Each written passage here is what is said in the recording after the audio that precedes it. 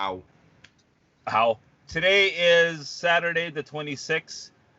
It is 6:50 a.m. in the morning, and this is the Board State. The Board State is a weekly show where we review board games, gaming, and independent game design for social change and gaming that just makes you feel good and comfortable like a warm blanket. My name is Jeffrey Vierra, Gamer to be, and I'm joined with. Oh, Mr. V. Who am I joined with? Who are you, sir? Chill, Jack. Good morning. How are you, sir? Good. Had to wake up at 5 o'clock, so that way we could get ready for the 7 o'clock meetup. So yeah. All right. Cool. Just don't mind me. I'm also having my breakfast, which you take a look at that. I'm sure that looks really wholesome. I'm not sure you should be drinking that because it doesn't look good on my screen, but you do you, Mr. V. All right. So the first article today is going to be Journey of the Broken Circle Review, A Tale of Self-Discovery. This is by cogconnected.com. Jack, I don't know if you're familiar with this feel-good game. Any comments on it? Honestly, it really is just taking inspirations, and that's one of the first things I got out of this article. It's like one of the main inspirations was 80s influenced synth tracks, and not that many people is actually aware of that type of genre, because when you think of 80s, you have to think of like high speed or like music more akin to like there's always like a certain tone for 80s, and so the fact that they did like it as a focus ideal instead of like expanding ideals really shows you just the amount of depth they're trying to take into and trying to make when they're making this game. Yeah, okay. As a fan of 80s synth, I am happy that more games are doing that now. I know there was a kind of a trend a couple of years ago. A lot of games that were coming out would have this monophonic or polyphonic synth tracks to it. So I'm happy for that. But man, so this game is, I just can't wait to play this thing. Sunday's usually my video game day. I allocate that just to playing video games all day long. This is going to be a game that I'm going to be playing tomorrow. I understand it's like 4 hours, so it's a cool little short package game, which I mentioned before. I'm a fan of those short-lived type of games. But let me just read right from the site the synopsis, okay, of this game, which I don't want to mistranslate or put into my own words what this game's about, because they put it so eloquently on the site. So the native and hopeful hero is broken, and this haunts his livelihood. In order to find peace, P-E-A-C-E, not like a peace, he needs to fill the void in his life. The missing piece to complete the perfect circle. Acting as a visual metaphor, each area and character you meet on this fascinating journey represents a relationship that embraces familiarities, that ties the game to real-life scenarios. From highs to lows, Journey of the Broken Circle whisks you through an array of emotions that will leave an everlasting shape etched on the gamer's soul. Wow, that was really well written. Yeah. This is also, and Jackie, if you want to just look this up really quick, this is also a reference to a book, I think it was done in the late 70s, maybe early 80s, by Shel Silverstein called The Missing Piece, which is a book that I grew up with. And yeah, essentially the same idea and concept from what I recall, except it's in a gamified medium. Yeah, so if you watch the trailer, you watch some of the gameplay clips, he literally like finds pieces. So he's kind of like this, or you play like your representation of the game is like this circle with like a missing part of the circle, right? Like if you imagine like a pie or pizza that's missing a slice of it. And every so often you'll find a piece that fits right in there. You're like, yay, I'm whole again. And then that piece falls out or dies or goes away. And then you're not whole again. So what a fantastic analogy or metaphor for the highs and lows of the everyday experience. Yeah. All right. I'm reading the plot for the missing piece, and yeah, it's actually will actually be I wouldn't be surprised if the game developers actually related to that. Like, is this like the spiritual successor or something like that? You know? Yeah. Okay. CogConnected.com, Journey of the Broken Circle Review, A Tale of Self-Discovery. Next article is going to be from MarketScreener.com. What the hell am I doing reading Market Screener? I don't know. Hold on. Huh? This actually sounds like my articles that I work on. But it's actually a I think it's like a stock watch. Like they watch stocks and stuff like that, right? Right? Yeah. Mm-hmm. Okay. Right. I used this a lot of times. And the title is Changing the Game for a Greener Future. So I put this in here to really highlight and underline another why gaming matters. Why do you use games to articulate a message, right? This is something we talk about again and again. Jack, what is your thoughts on this article? Well, like how you said, this is basically what we've been smashing into your heads since day one, since we restarted this thing. And it's basically gaming is changing the world. Whether you want it to or not, it's going to change the world. And one of them is actually in Indonesia. What is happening in Indonesia is basically they are facing a climate change crisis because a lot of their waste has been infecting their rivers and streams. So one of the many ways that they're trying to encourage people to stop doing that action, because one, it's hurting the community, and two, it's becoming more and more worse, causing people to get sick and whatnot, is by true gaming and heavily pushing games that is trying to tell people don't put your trash or your poop in the stream, put it in the restroom or put it someplace else. And that's only one case. We also see another example of this in the article by them empowering women during the pandemic, and that's also true. But not just women, but minorities and everyone. It has been boosting everyone's stuff. I love how they focus on women because they could find statistics and stuff.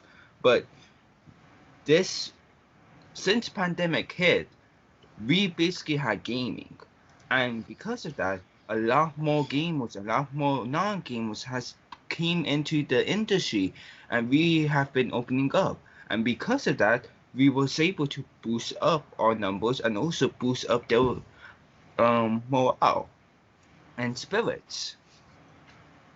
So this is a very good article, even if you're not going into gaming, so you could really have an understanding of where is gaming is going to. It is not going to be run by AAA companies now. It's going to be run by ideals. And that's, I will argue, it's more powerful than companies. Dude. Yeah. Internet, world, universe. I didn't even know. Sorry. So I read this article the first time when I posted it. Or I posted it. I just kind of went through it again. Oh my gosh, this article is so good, man. Okay, here we go. Hold on. Okay, so Anissa Hassana's board game company, EcoFund Indonesia, launched a Play As You Wish campaign encouraging buyers to set their old price, then donating profits to help ship food packages to suppliers and those in need in their business communities, okay? So that is a link directly out of here, right? For EcoFund Indonesia, where you do how does she phrase it? What did I just say? Pay as you wish campaign. Okay, so you pay as you wish campaign, I guess, for these games that they're making. Okay, and they got a whole bunch of awards and things for this game that they made. Right on, dude. This is just okay. Then the article then goes into talking about inadequacies in education, right? You know, where a lot of third world countries do not get the resources that they need for education in, you know, certain communities, right? In fact, excuse me, I said third world countries, right? Our country as well. How is becoming a third world country. Yes, right. Thank you. But they talk about, they infer that board games can be that bridge between inadequate educational systems and learning. I mean, look at Poland. I'm trying to find things to throw here. Yeah. Dude. Okay. Article. Okay, we're not going to talk about this the whole day. But yeah, this is just great. It's just like racing, because this article right here is pretty much everything we try to portray in this show, right? Yeah. Essentially. And what Market Screener is showing is that there is hardcore data that is beginning to support these initiatives. Jack, we gotta get moving faster, man. There is there's data now and statistics that are saying that people are putting their money where these ideas are right now. So yes. I think we should move on before you have a heart attack. Yeah. Okay. Thank you. EcoFund Indonesia, good job. Reported doubling the revenue, reaching 200 communities, etc. Empowering women, blah blah blah. Absolutely friggin' awesome. Okay. Yeah. Changing the game for a greener future. By marketscreener.com. I'm just gonna click away from this. Okay. I did. Now I'm gonna have a little bit more of my breakfast here.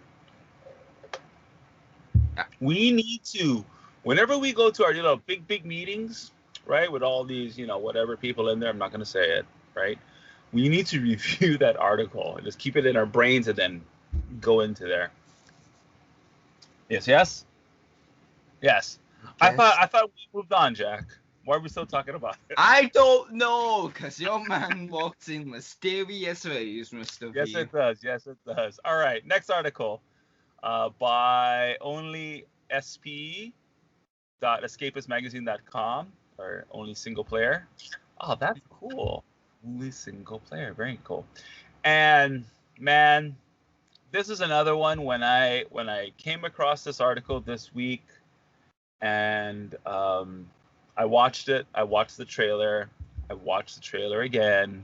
I wiped my tears, and then on YouTube I asked, how can I give this lady some money? Because apparently, I guess this documentary is just free. You can just, watch it. And this is Discover the Story of Skyrim Grandma in this new documentary, The Story of Shirley Curry. Jack, as an up-and-coming young lad, what is your thoughts about senior citizens like this streaming gaming?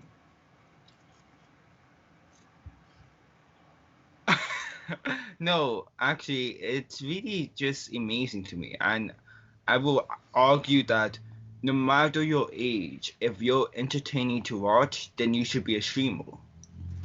Because honestly, like, for example, a lot of the content that I watch could be ranged from 80 years old to someone who's a kid. And though they have age differences, what shows them is not just gaming, but the concept of doing what you love, whether that is the streaming part of it or playing the games. And that's the main thing that I will argue like this documentary is trying to showcase, is that if you want to go into something, if you want to do something, then do it. Don't be afraid of your age. Don't be afraid of how new technologies are, because sometimes you will find that whole new dream job that you never even got to expose to until you try. And it was kind of interesting too, because a lot of her streams, I saw her videos, a couple of them, and it was like I see the chat and they're like talking to her, not as like a regular. Like, Yeah. so streamers have like a personalities they do, but Yeah. because she's so old, they were like, "Oh, hey, grandma!" Like, Yeah. and I wouldn't tell if they were like her sons or like her grandsons, you know. So that's just one of the things. So I'm like, if you're coming back from like a whole like traditional family structure, like some of these streamers won't be that good, but this one will be good, and so it just allows like more people to be introduced to the game world. Yeah. Um, yeah, that's exactly it. Like they're like, you know, she was telling them like I forget, like it was something like, you know, don't forget to brush your teeth before you go to sleep. You know, like this really wholesome grandma that Yeah. is Skyrim, right?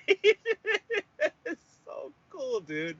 Um, oh my gosh, yeah. So Bethesda actually is going to make a character, an NPC in the new Elder Scrolls, Hopefully, based on her. Probably what? Huh? hopefully, Bethesda doesn't get choke NPC out.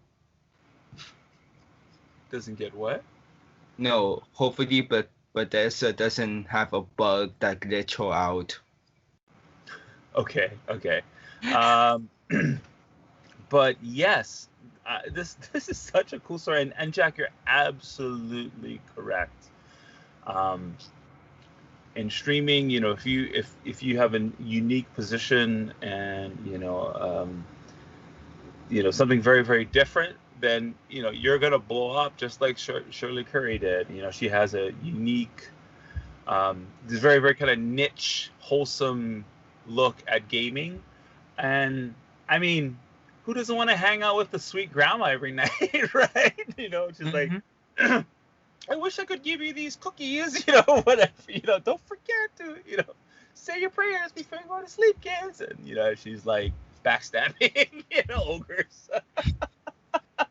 It's just, I love this so much, man. Yeah. Right? Mm-hmm. So cool. Okay. So that's Shirley Curry, the gaming grandma. Please Google the Gamumentary. It's like a documentary for games, and please support her in any way that you can, even by just watching her stream. Yeah, and it's what's kind of cool with this is it's like you can't really troll a grandma. You know what I mean? Does that make sense? Like you could try, but you're gonna feel bad afterwards. Yeah, right. No, there is certain streamers you will see that there is no trolls on. It's not because they have good models. It's because those streamers, it will be so hard for the trolls to do because it relates to their lives too much. Yeah. Yes. Exactly. Wow, that's a really good point, Jack. Okay. All right. Only too.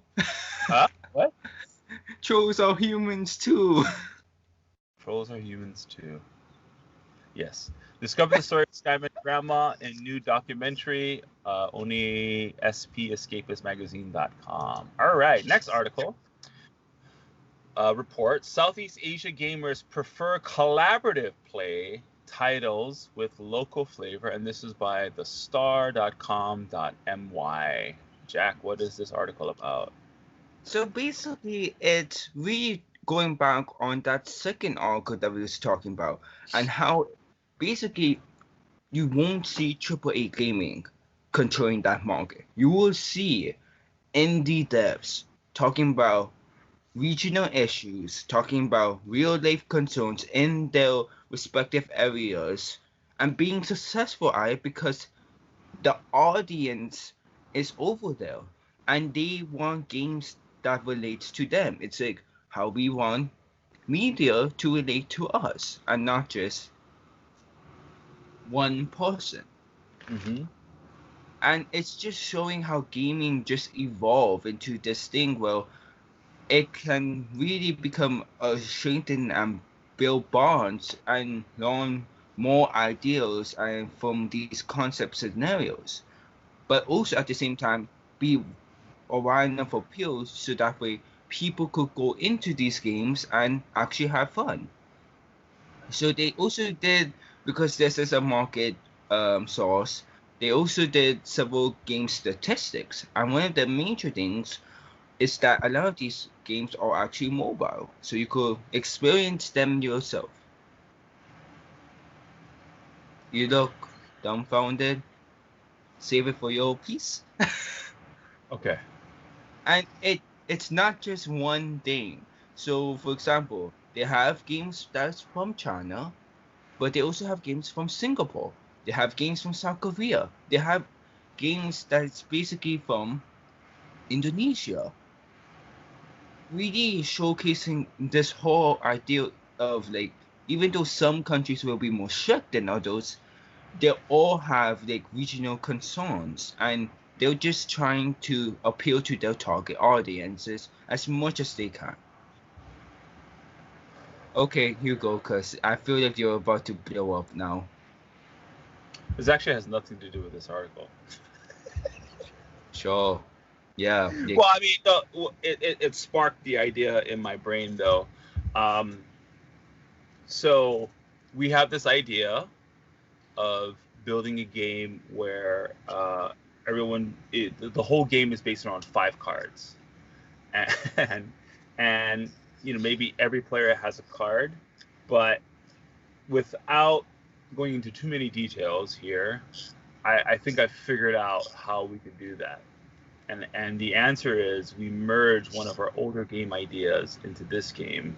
So we can actually do like the last stand concept, right? Our game, The Last Stand, and maybe have every player would have a card which is their character in front of them. And then as they take damage or whatever, we rotate to weaker versions of themselves, and we could do like a really cool diagram of like their stats getting stronger or weaker based on how they survive each turn with just 5 cards, or 1 card per player. We could actually do four cards in a 4-player game, which would be a collaborative game. Or 5 cards. So the 5th card would be the boss card. You're gonna have to edit all of this out, but yes. Yes. Okay. All right. Wow. Okay. 3, 2, yes. 1. All right. Well, I'll probably just leave it in there. Okay. So yeah, one thing that's really cool is we're beginning to see collaborative play versus non-collaborative play. There's a few YouTube peeps that I follow, just kind of see what games are coming out and things like that. And I've been noticing a lot more and more collaborative games, or like party games, party-esque type of games, and they've been reviewing a lot more of these type of party games and collaborative games. And I think that may be because a lot of us are in quarantine / isolation / whatever, so the need for connection is even stronger. And again, what better way to bridge a thing than building that bridge with the gaming hammer and the gaming cement, right? I mean, essentially, right? Games is just this powerful medium. It's like the secret sauce, the magic spell, the way to walk. Yeah, so this is really, really cool. Again, Southeast Asia, man. I don't know. We might have to start saying Southeast Asia strong. Mm-hmm. No, Poland strong. I see what you did there. No, Poland Strong. Collaborative green Poland initiative. Like, Strong. No, and it's no, gonna be like, no, watch this. Next week, because Poland did it first.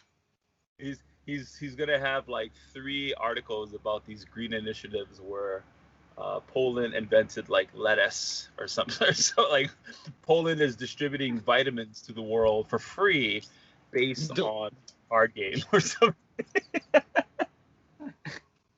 Right? Okay. don't tempt me. I will find an Oh, I article. got you, James. I'm not. There's no challenge here. All right. So Southeast Asia gamers prefer collaborative play titles with local flavor by thestar.com.my. All right. Our final article for the day is going to be Critical Role launches a nonprofit charity organization, and this is by comicbook.com. Jack, who is Critical Role, and what is this article about? Okay, first things first. If you don't know what Critical Role is, I will argue they are the reason for a new renaissance for D&D. Because on YouTube, because of the fact that these guys and gals are known for their acting careers and voice acting careers outside of the gaming world, but they love to do D&D, and so they basically host a YouTube channel that is called Critical Role, and where they do D&D games pretty much on a regular basis, and they love to do it. And so since then there was a whole then there was other YouTubers that brought back several other unique stuff. Say for example, the Spuffing Puffin, Spuffing Puffin, if I got his YouTube channel correct.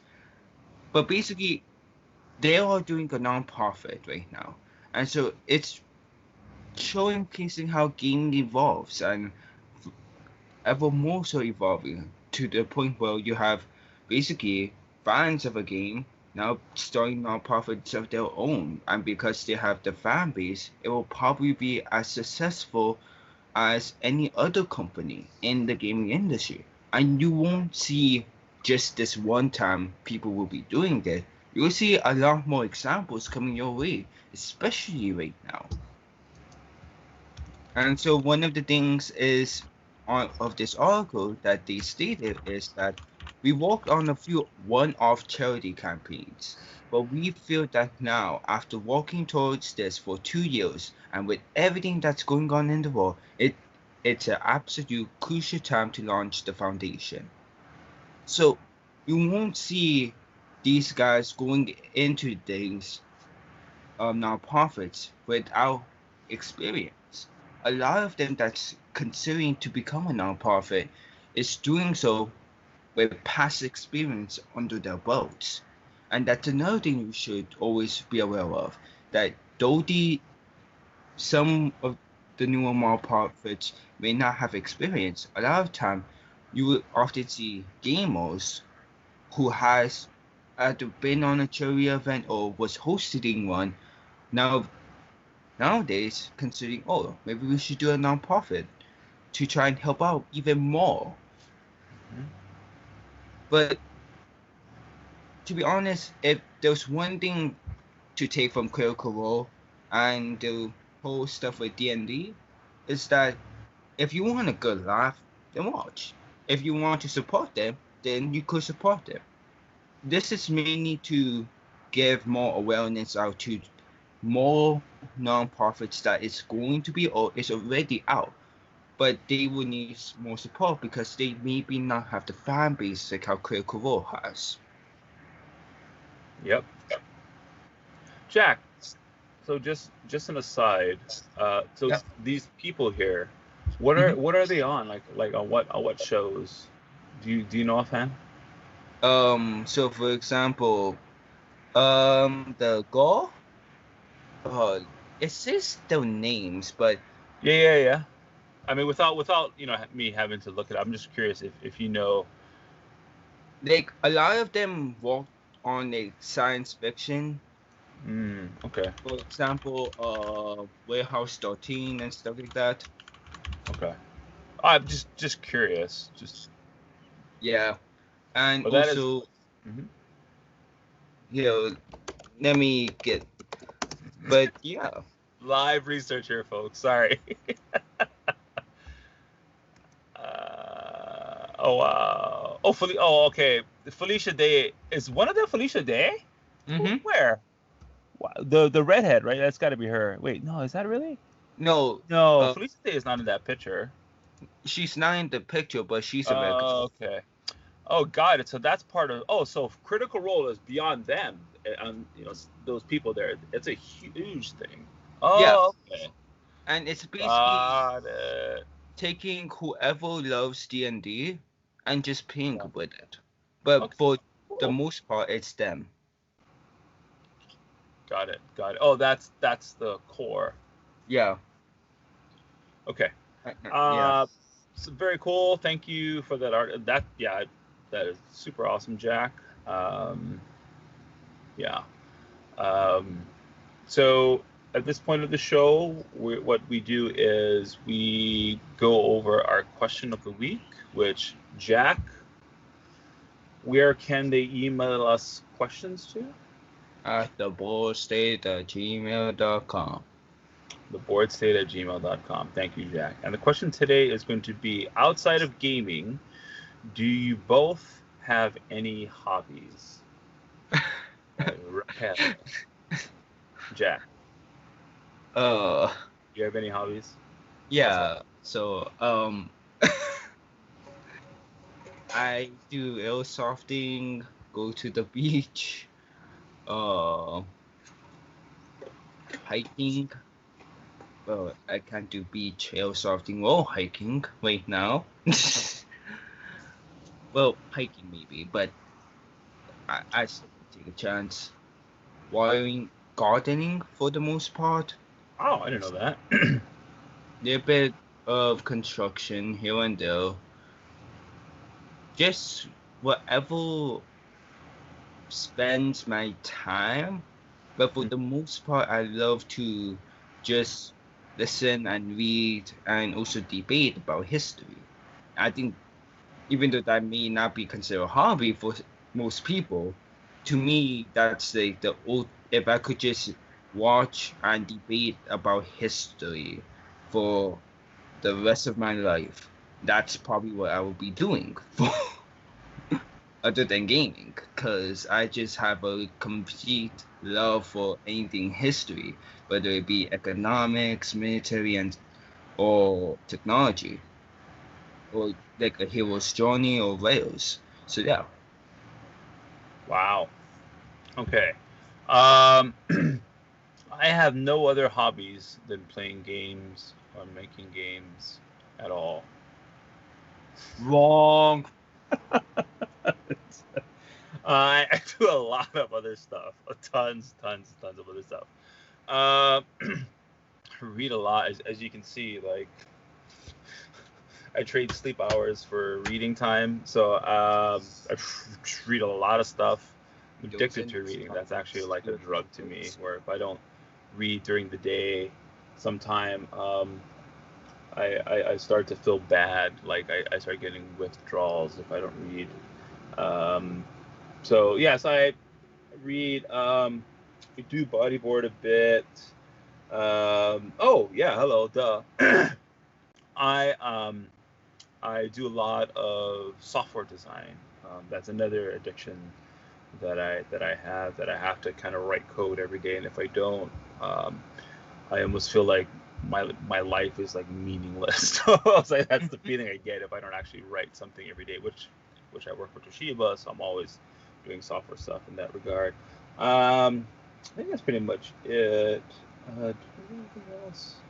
Well, my hobbies shift. So what I will generally do is I'll get like deeply psychotically into something and like charge it as fast as I can, learn as much as I can, and then kind of burn out on it, and then move to the next thing. And then, so like I was into like cooking, for example, and I went really hardcore, read everything I could, studied everything I could, got like the best things that I could to cook, and imported salt and things like that, and then moved on to the next thing. So That's something that I like to do. I feel that for me personally, that's how to experience life, you know.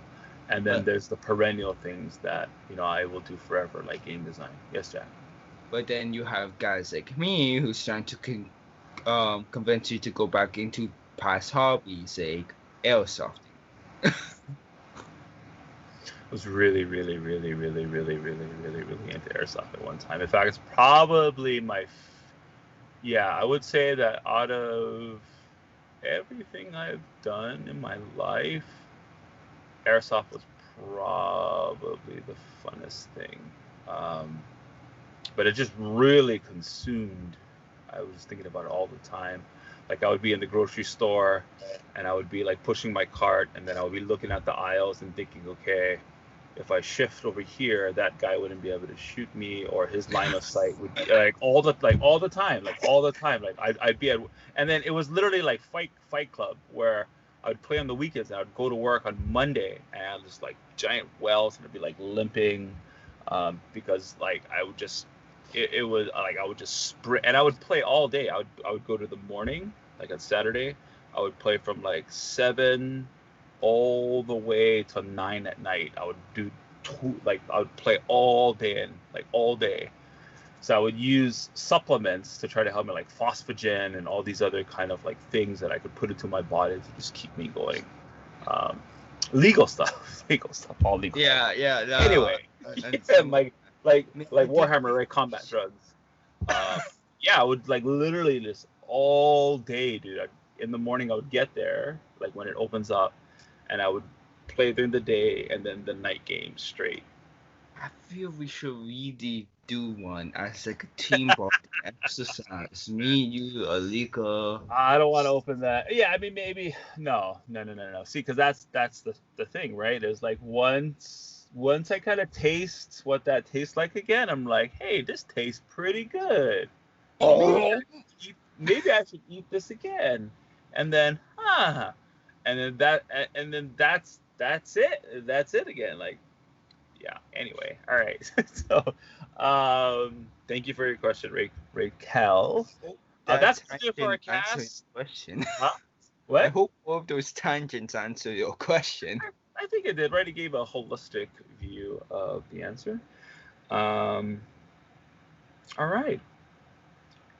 That's going to do it for our show. Thank you again for listening. We'll be here, same channel, not the same time. Oh, actually, probably. Oh, we're going to have to record early again, aren't we? There's this 8 o'clock thing, which we're not going to mention what it is, but it's going to be happening for a while. Yeah, I'm going to have to talk to you about that. Hey, okay. All right. That's going to do it. Aloha. Thank you, everybody. Okay.